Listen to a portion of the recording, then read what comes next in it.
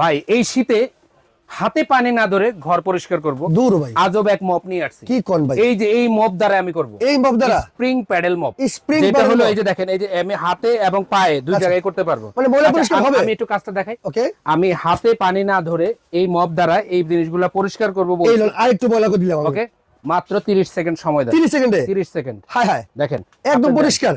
বাসা বাড়িতে মা বোনরা খুবই কষ্ট করে হাতে ন্যাকড়া নিয়ে এই শীতে পরিষ্কার করার জন্য।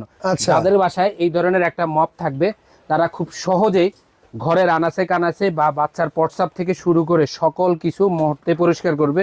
এই ধরনের একটা প্যাডেল মপ যদি তার প্যাডেল কারো কাছে মপ, থাকে, আচ্ছা। এটার এখানে ডেন লাইন আছে পানি ছেড়ে দেওয়ার জন্য, আচ্ছা। এখানে স্প্রে দেওয়া আছে লিকুইড দেওয়ার জন্য, এখানে প্যাডেলিং দেওয়া আছে এটা ওয়াশিং মেশিনটা কাজ করার জন্য। আচ্ছা আচ্ছা, এই যে ময়লাটা, এই যে ময়লা, এই ময়লাটা এই যে পরিষ্কার ময়লাটা হবে? আমি দেখেন কিভাবে করতেছি, আপনি একটু দেখেন।